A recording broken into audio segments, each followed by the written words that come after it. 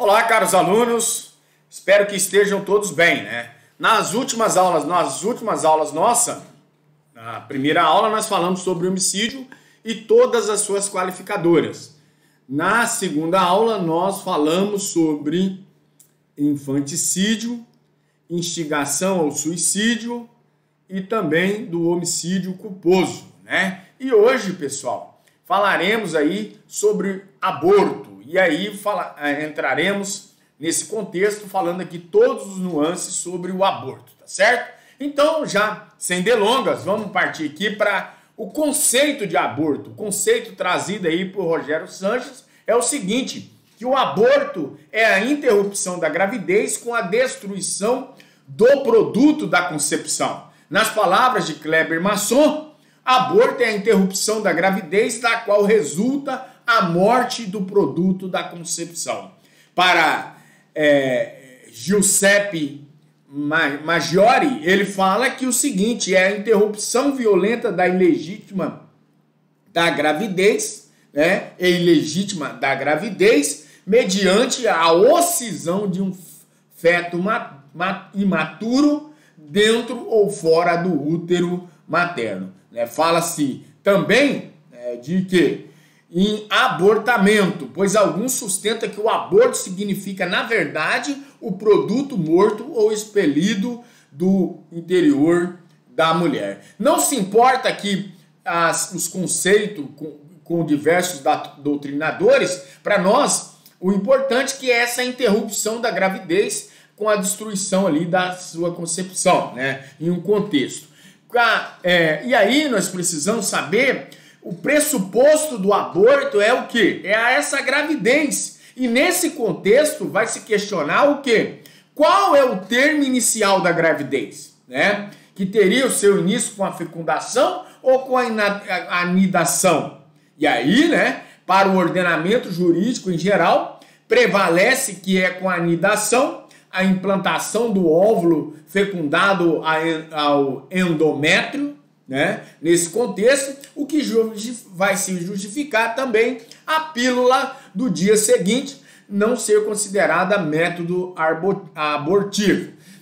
Na explicação de Kleber Masson, é com a fecundação que se inicia, né, a gravidez. A partir de então já existe uma nova vida em desenvolvimento merecedora da tutela do direito penal nesse contexto. Para o aborto, qualquer que seja o momento da evolução fetal, a proteção penal ocorre desde a fase em que as células germinais se fecundem com a destruição a constituição do ovo ou do zigoto, né, até aquela em que se inicia o processo de parto, pois a partir de então o crime será homicídio ou infanticídio. Há posições também, senhores, no sentido de que se falar em gravidez após a anidação, isto é, a implementação do óvulo no útero.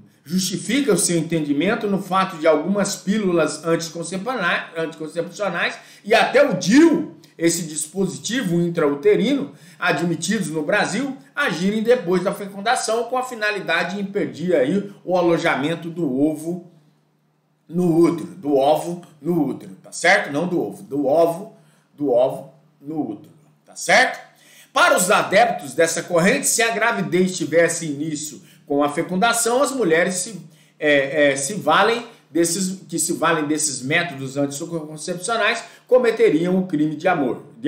Reiteramos o entendimento adotado brasileiro, que podemos falar em gravidez após a anidação, né, nesse contexto, e não há crime de aborto quando a interrupção voluntária da gestante ocorre até no primeiro trimestre, aí, nesse contexto. Inicialmente, senhores, cabe nós esclarecermos que esse entendimento não se consolida com denominados jurisprudenciais, mas de um entendimento isolado pela primeira turma do STF, tá bom? Nesse contexto. Abortamento e qual a diferença entre abortamento e aborto, né?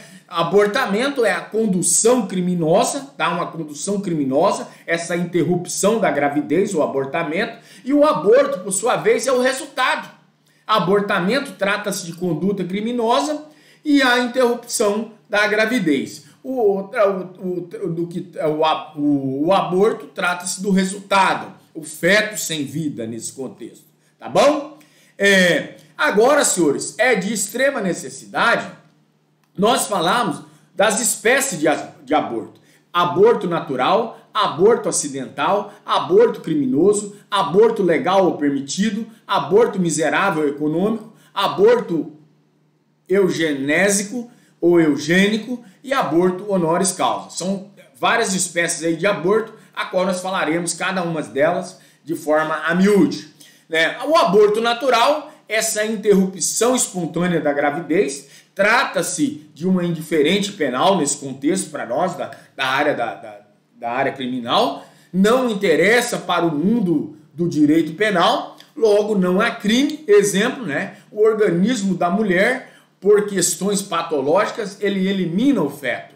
Não há que se falar aqui em conduta criminosa, o fato se torna atípico. Quanto ao aborto acidental, é a interrupção da gravidez provocada por um traumatismo, tais como choques, quedas, não caracteriza crime também por ausência de dolo, não existe o dolo nesse contexto, e nem culpa, Logo, não interessa para o direito penal também. Agora, o aborto criminoso, são as condutas tipificadas como crime, estão tipificadas ao teor do artigo 124 ao artigo 127 do Código Penal, nesse contexto, que são os abortos criminosos, tá? Aborto legal ou permitido contempla as hipóteses aí excepcionais que será admitido o aborto. Por exemplo, aborto para salvar a vida da gestante, é o aborto necessário, aborto sentimental, decorrente de gravidez ocasionada por estupro. Nessa esteira, o artigo 128 do Código Penal admite o aborto em duas hipóteses. Quais, Odair? Quando não há outro meio para salvar a vida da gestante e quando a gravidez resulta de estupro. Não há crime por expressa previsão legal aqui. Quanto ao aborto miserável ou econômico, aborto praticado por razões de miséria, incapacidade financeira para sustentar a vida futura dessa criança, segundo Kleber Masson, é a interrupção da gravidez fundada em razões econômicas ou sociais, quando essa gestante ou a sua família não possuem aí condições financeiras para cuidar da criança, ou até mesmo por políticas públicas baseadas no controle de natalidade. Há crime aqui, pois o sistema jurídico em vigor não autoriza o aborto nessas condições, tá certo? E aborto eugenésico ou eugênico, é praticado em face de comprovados riscos da vida, de que o feto nasça com graves anomalias psíquicas ou físicas e que venha a ser futuro de desprezo, seja motivo de desprezo no futuro. E há uma observação aqui do STF. O STF, ao autorizar o aborto de anencefalo, nesse contexto, ele relativizou a criminalização do aborto eugênico. O aborto honoris causa é a finalidade de esconder a gravidez proveniente de adultério. A mulher pula a cerca, aí engravida, e aí uma pergunta que faríamos: qual a infração penal para aquele que anuncia produtos ou métodos abortivos? Inicialmente, é importante, senhor, nós ressaltarmos e apontarmos que não há uma prática criminosa de aborto, mas sim uma contravenção penal lá do artigo 20 da lei de contravenção penal. Que contravenção penal é essa conduta de anunciar processo, substância ou objeto destinado a provocar o aborto, artigo 20 do Decreto-Lei 3.688 de 1941. Tá certo? Quanto à estrutura do aborto, Do aborto, nós já começamos. Quanto a essa estrutura, o 124 pune-se a gestante pelo autoaborto ou pelo consentimento para que terceiro lhe provoque. pena de detenção de 1 a 3 anos.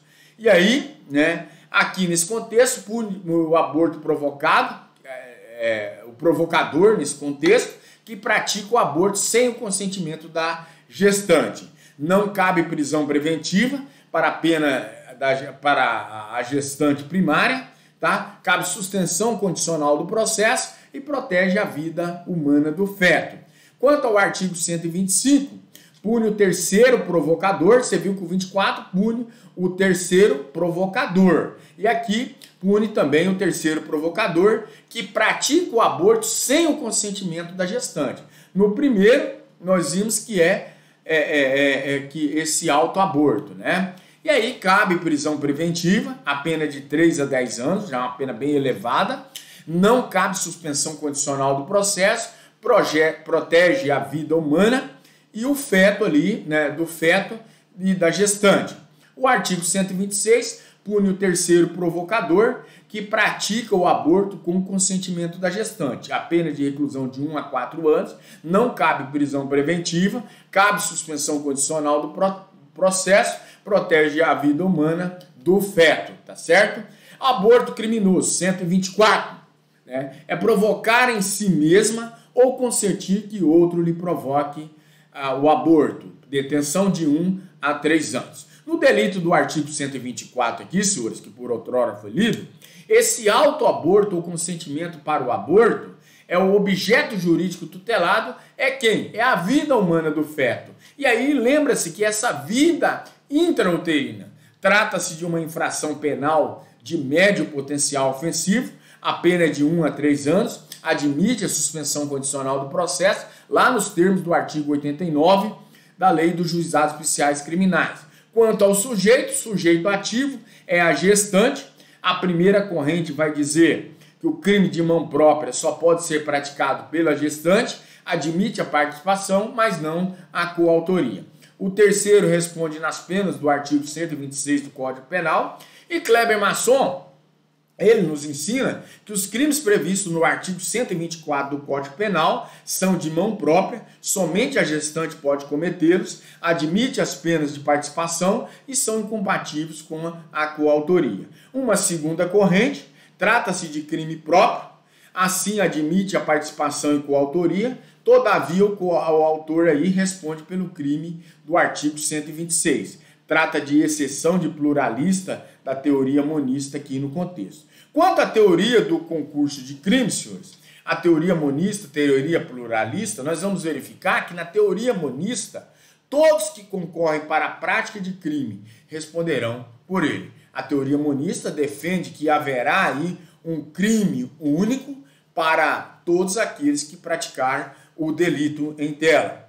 Já a teoria pluralista, há múltiplas tipificações para cada um dos agentes que busca o mesmo resultado. Exemplo, a gestante que autoriza, ela responde pelo delito do artigo 124 e o médico que realiza o aborto, ele responde pelo artigo 126 do Código Penal. Então a teoria pluralista, ela é melhor, em vez da tua teoria monista, tá certo? Isso vai dependendo muito do julgador, de qual teoria que ele adota. Quanto ao sujeito passivo, a primeira corrente diz que aponta ser o Estado o titular dos direitos, isso porque não sendo o feto titular de direito, salvo daqueles previstos pela lei civil, o sujeito passivo é apenas o Estado. A segunda corrente, o feto ele é o sujeito passivo, é a corrente que prevalece em todos os segmentos, e uma discussão ganha relevância quando tratamos aqui do aborto de gêmeos. Posto que o sujeito passivo for o feto, estaremos diante de concurso de crimes. É o feto sempre no aborto provocado por terceiro, sem o consentimento da gestante, artigo 125, há duas vítimas, o feto e a gestante. Quanto à conduta, duas formas de conduta. Na primeira parte, a mulher grávida, por intermédio de meios executivos, químicos, físicos ou mecânicos, pratica o abortamento ou o autoaborto.